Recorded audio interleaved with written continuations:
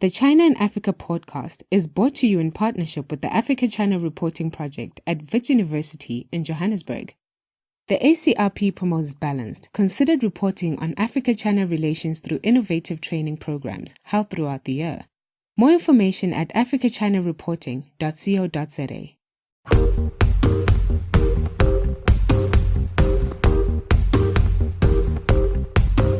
Hello and welcome to another edition of the China in Africa podcast. I'm Eric Olander, and as always, I'm joined by Cobus of the South African Institute of International Affairs in Johannesburg, South Africa. A very good afternoon to you, Cobus.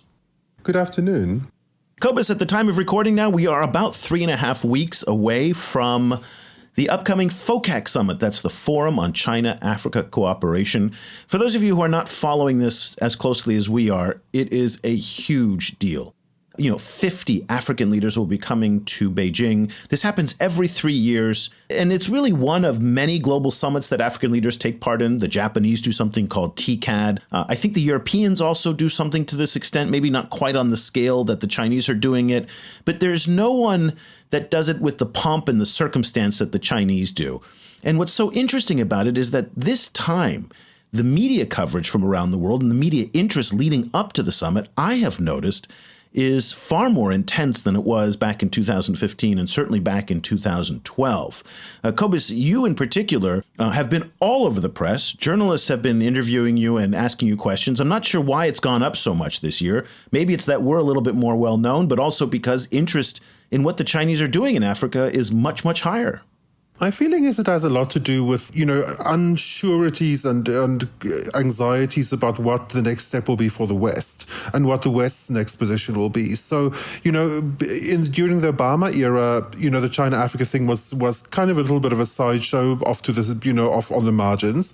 Now, the World Trade System is in a more precarious position, and I think now suddenly it feels more serious. So let's talk a little bit about what some of the topics are that we're being asked about from the point of view of different journalists from different parts of the world, as a way to try to understand what the different narratives are in how people are going to perceive the FOCAC summit and China-Africa relations in general, because I think there's been some very discernible tone and themes that come out of the questions that we had. So, for example, in the United States, the questions that I've gotten over the past 2 or 3 weeks, and I haven't done as many interviews as you have, but from several of the U.S. journalists who've approached me, the first question out of their mouth is about debt. And that doesn't surprise me in some ways, because that has been the main point of coverage for the past 6 to 9 months coming out of the United States, ever since Rex Tillerson, the former U.S. Secretary of State, went to Africa and really talked, he was very outspoken about U.S. concerns over rising debt levels from the Chinese towards Africans. And they really put into the vernacular this idea of debt trap diplomacy. So it's not surprising, again, that would be a question that comes from American journalists, because that's something that people have been talking about. What are your thoughts on that, Cobus? For me, it struck me as, I agree with you that it is a strong theme with American journalists. And of course, the Tillerson quote is this kind of peg that you would hook the entire discussion on. Everyone would refer back to the warning that he put out just before getting fired earlier this year. That China is using debt as a way to manipulate African countries. For me, it reflects a lot about worries in the U.S. about strategic encroachment of China, and so it's a debate that's couched a lot in concern, in performing concern about African debt sustainability. But I in these conversations, I sometimes wondered how big a concern that actually is, and how much is it actually about worries simply about Chinese encroachment. Now, there's 2 other news items that came up in this past week talking about what you're saying about the bigger context of American fears, concerns, worries, ambivalence about the Chinese, whatever adjective you want to put in there. Interesting enough, the New York Times reported that the United States may be redeploying several hundred of its special operations forces from Djibouti to the Asian theater, or possibly to engage Russia or to deal with Russia. So that was, again, another indication that there are concerns about taking on China and redeploying from Africa some of those forces. The other thing that's happened in the past couple of weeks is this momentum in Washington about really starting to ramp up America's commercial diplomacy to rival China in Africa.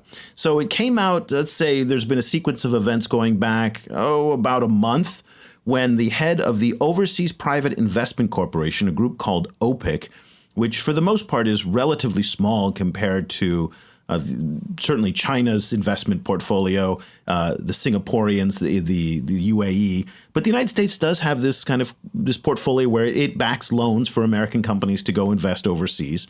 But now there was an editorial that came out, or a column penned by a senator and Robert Lighthizer, who is the U.S. Commerce Secretary. And they kind of came out on CNBC and said that they really want to back a bill in Congress for a huge increase to the American investment portfolio that will really rival China and Africa.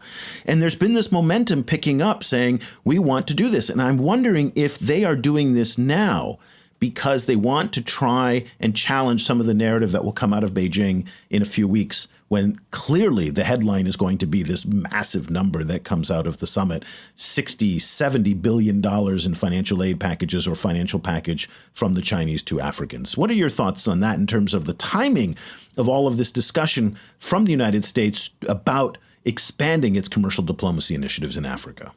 I tend to think that, I tend to agree with you. Of course, this initiative has been pushed, I think, for a while. Senator Chris Coons has been pushing. I forgot his name, but you're right. Chris Coons and Lighthizer, Commerce Secretary Lighthizer. Yeah. Thank you and Coons has been pushing this for a few years. He's been on the China-Africa beat for a while. Of course, they're pushing back not only against Chinese narratives, but they also, I think, I don't know how consciously, but the U.S. also has to still, push back against narratives coming from the Trump White House about Africa as well. So that the shithole comments, the shithole countries comment, from late last year. It might have been forgotten in Washington, but it certainly hasn't been forgotten in Africa. So there is this kind of like double, like trying to contain Chinese influence, but at the same time, it's maybe also some damage control being done from the U.S. side. Yeah. Well, let's say 2 weeks ago, I did some interviews with some French journalists, and it was interesting that the questions that came from them was more about China's influence in Africa. And that was very interesting to me. They didn't bring up the debt issue anywhere near as much. It was a passing reference, but it was most of our discussion focused on whether or not China's influence is growing to be too much. And they didn't say it, but there was this kind of veiled reference to the neocolonial theme that we hear all the time. And I think that taps into some of the in interviews with European journalists with me, it wasn't veiled. It was explicit. Like, it was like, oh, is China, isn't China just a neocolonial master? That kind of question came up a lot. Okay, so how did you answer that then? I think people who've listened to the show for a while can almost recite our answer to this. I tend to always say that I think it doesn't really take into account the specific ways that China does business in Africa, which can be problematic in lots of different ways. But I don't think it's neocolonial, because there isn't really any attempt to control African governments in the way that a colonial system would, and that it might well be kind of skewed and unequal influence. But it should then be looked at as a case of skewed and unequal influence. You can't just apply a 19th century concept to a 21st century reality. So when you're getting those questions about neocolonialism and influence, particularly from European journalists, are you reading it the same way that you're getting the debt questions from the Americans about what this says related to the larger context in Europe and about how Europe sees its role in the world, which in the most part, I think, is increasingly insecure? We're growing increasingly concerned that Europe may not be able to hold itself together in the next 20 years, much less be able to project influence in other parts of the world. At the same time, President Macron of France has been going into Africa and spending a lot more time on the continent than he does. And he's been speaking to young people and trying to change a little bit of the positioning of France in Africa. And in some ways, I think that's a healthy adjustment in response to the growing Chinese presence. But at the same time, I'd be curious to kind of get your take on where do you think those questions are coming from, and what do you think the journalists are trying to kind of feed back into their publications?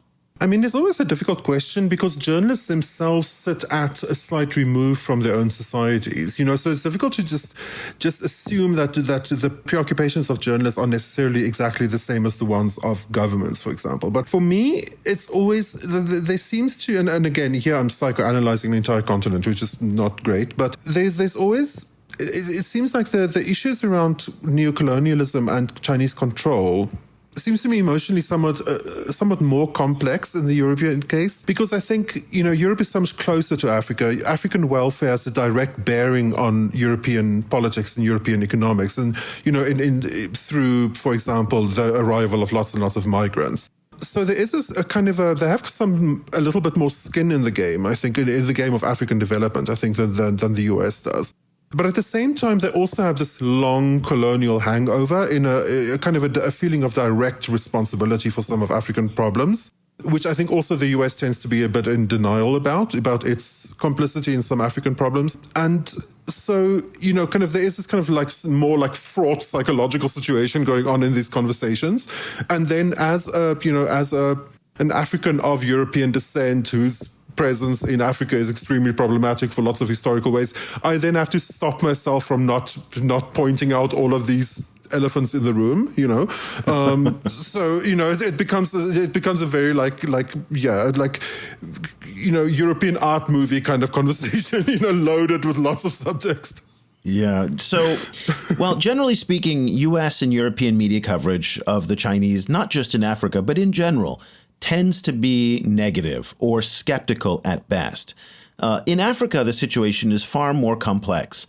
We see a much wider array of stories, some that are glowingly, almost propagandistic in their tone, and then others that are extreme to the other side in terms of the cynicism, skepticism. I see a much wider range of views in Africa than I do certainly here in China, where for the most part there is no negative coverage of the Chinese in Africa. It's only positive, and we'll get to that in a second. But let's talk about what you do in your dealings with African journalists, because being based in Johannesburg, you obviously deal more with them than anybody else. So what is your take on how they are reading this, and what are some of the questions that they're asking you? I agree with you that you kind of get a wider range of questions. Some extremely negative, some very positive. Positive in the sense of essentially looking for your support for their enthusiasm for Chinese relations with Africa. But I think generally the kind of viewpoint that comes out the most is, how is this going to play out for Africa? Kind of how can Africa maximize its outputs? What are the dangers to Africa? What are the benefits to Africa? It's not surprising. It's a very Afrocentric view of the situation, more than say how it fits into geopolitics in the world. Well, that kind of makes sense, given the fact that they're catering to their local markets. And I'd be interested to get your take on whether or not you're seeing a big discrepancy in the coverage, say, from Nigerian media, South African media, Ethiopian, Kenya, depending on their engagement and what they're doing right now with the Chinese. So generally speaking, I would say that there's, in Kenya, a lot of skepticism. And the timing, for example, of this recent standard gauge railway scandal that came out a couple weeks ago. If you guys weren't following it, there was this report that came out. I think it was in the Standard newspaper, in the Sunday Standard, I think. I might be wrong on that, where basically it was revealed that Chinese managers were allegedly treating local Kenyan employees terribly.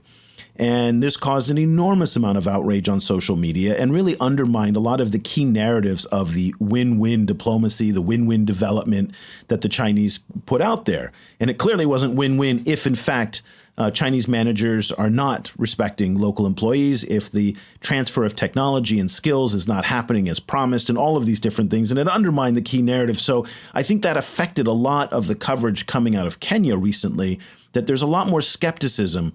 That said, Kenyatta's, the president's, his allies in the media have been really pushing forward a positive agenda with dealing with the Chinese, and how the loans are really helping develop infrastructure. So in some ways, the Chinese are getting sucked into domestic factional politics in certain countries. And that's not surprising, given that these are highly, highly partisan, political, and volatile issues for many, many countries, especially those that are taking on enormous amounts of Chinese debt.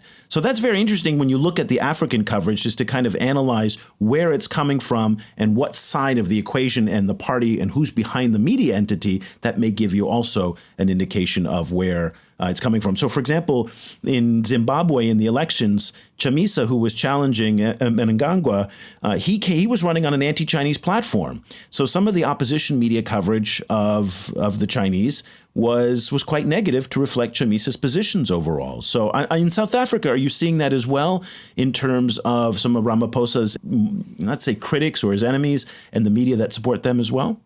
I saw in South Africa, there's at the moment, I think, a lot of tea leaf reading about trying to figure out in which direction the Ramaphosa leadership will go, because it's still relatively early days for them. And during the Zuma administration, South Africa was very close to China, and South Africa clearly is still very close to China. You know, the optics of the Xi visit to South Africa was extremely friendly. But I think there's a lot of kind of questions I heard were, you know, do you think Ramaphosa is going to be as close to China as Zuma was?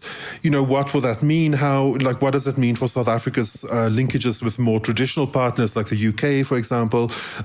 So there's a lot of trying to gauge what's going on behind closed doors in the government. And I think that is actually true in a lot of questions coming from African journalists is, you know, either trying to work out exactly where their own governments are sitting in relation to China, or frequently kind of, you know, discounting the influence that their own governments have. So you have to sometimes remind people that, no, look, African governments have a lot of say in this relationship. It's not just things that are imposed on Africa as a bloc or as an entire continent. African governments have a certain amount of decision-making power within this relationship, and they need to be called to order in case they make the wrong decision. You know, there is a kind of almost an assumption or a kind of a cynicism about African governments that lies so deep that it was almost invisible. You know, that it just shapes how people think, where it just dismisses whatever the African government is busy with, which I think is stronger in certain African countries than others. But I think it's an interesting kind of overlap between different African regions. What do you think? I do, and I think African media in that sense is very, very difficult to analyze because you can't simply, paint a broad brush. There is no theme that I can pick out because it is so varied. It is so fragmented by language, by politics, by region, by faction. I remember when I was living in the DR Congo, there were some, 50 publications out there, each representing a different faction politically, whether they were newspapers or radio. And it was so much media and they were so partisan.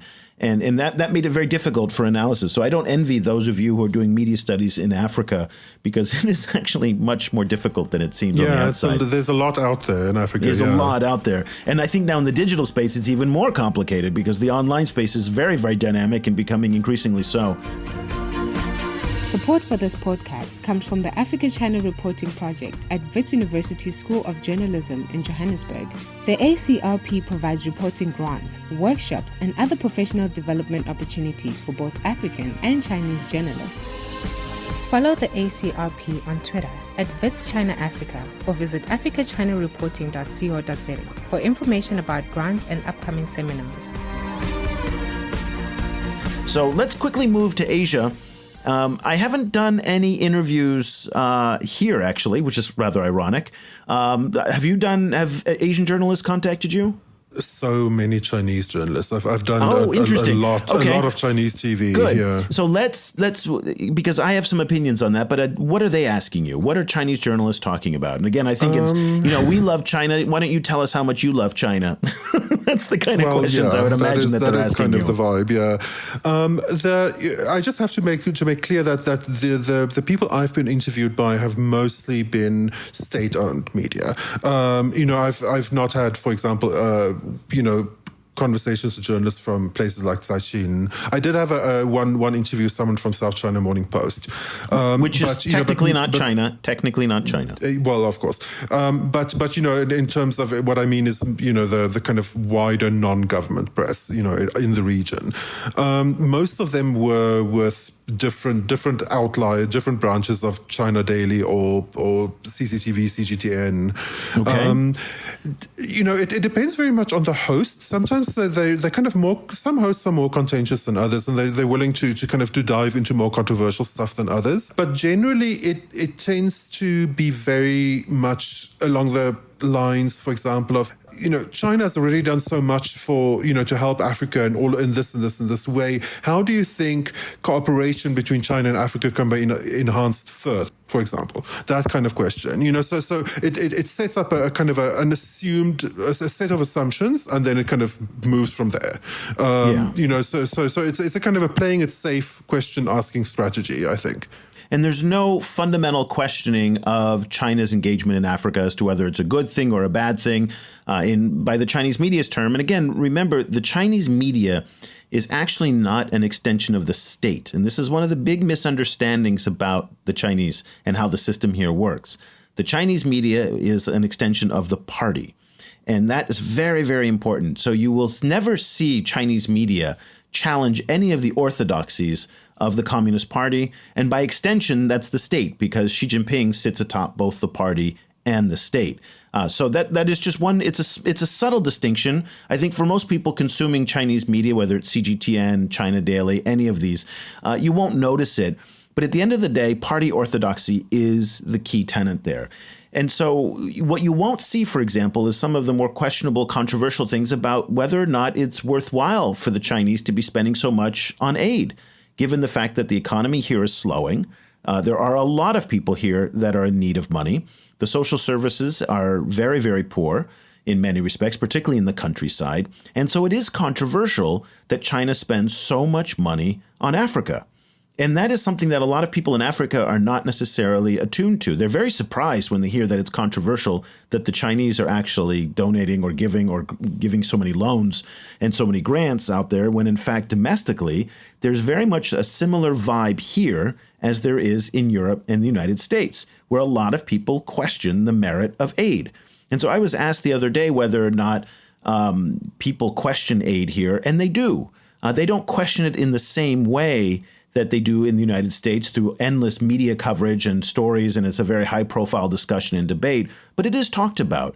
And I kind of understand that in one sense. When you've got a rickety healthcare system, a rickety social safety net, and then you read these headlines of $60 billion going to Africa, if you're a Chinese taxpayer, you're wondering, like, what?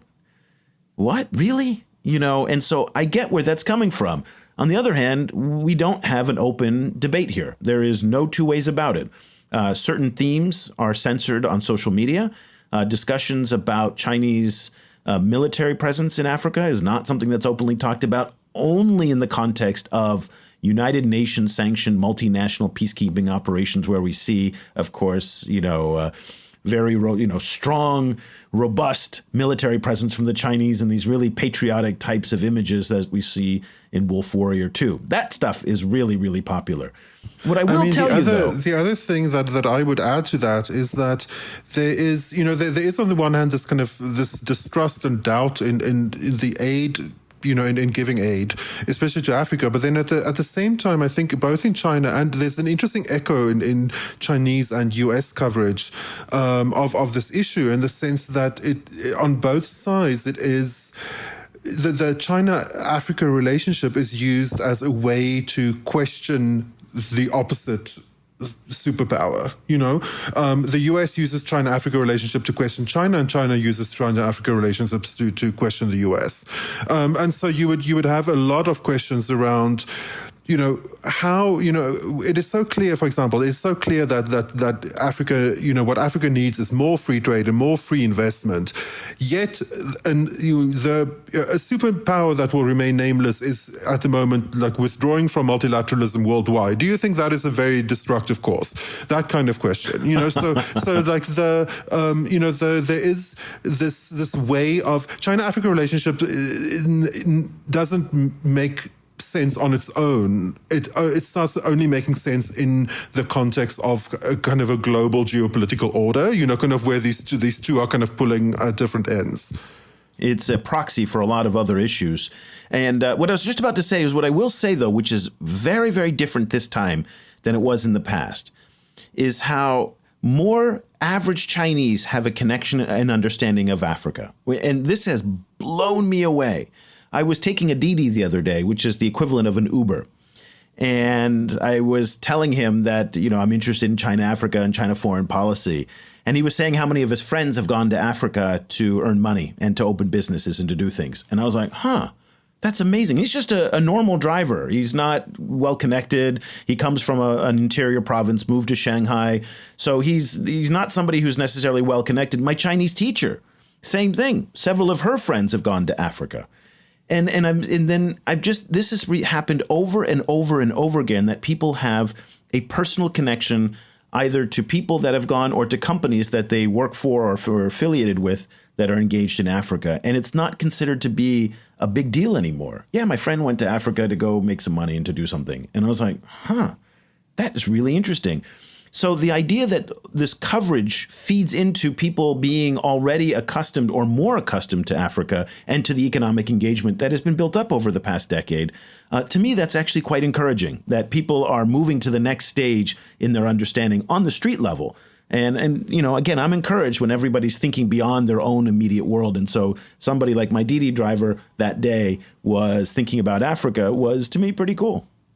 Yeah, very much. It's very interesting because there's also a normalization of Africa. There isn't the situation, Africa is just another place on the map. It isn't this thing of like, someone goes there and then it's never heard of again. So I think that's very useful. And of course, media is key to that. I think one of the reasons why the two of us speak about media so much in China-Africa relations is that there actually is no China-Africa relations without media. Like without the kind of mediation of something like FOCAC. FOCAC is essentially a bunch of photographs of handshakes and then big doors close and then you don't see anything else. It's behind closed doors. It's elite to elite. Without media, there's media narrating it and trying to ferret out what actually the discussion is and so on. It's completely separate from normal people's lives and completely invisible to them. But there is no neutral media. Like, as we all of these different questions from different journalists show, it always comes from a place. It always comes from some kind of set position, set of priorities or preoccupations. And you have to keep that in mind, because it shapes reality. It does. Perception shapes reality is what they say. So, Cobus, you and I had intended to make this a short show, about 15 minutes, and here we are, double that already. So I think we've kind of done this. We did overlook the fact that Central American and South American media have not called me. Have you had any from the Americas? No. Okay. My feeling is that there isn't that much interest in at the moment there isn't that in much South America. interest. There really isn't. And I think there's more interest in South Asia. In India, I think there's more interest. Oh, absolutely. And in India, the coverage is all henny penny, the sky is falling because... Super negative, yeah. Yeah, super negative, because that feeds into the narrative and the concerns and fears that people have about China's encroachment on the Indian Ocean and certainly in places like Sri Lanka as well.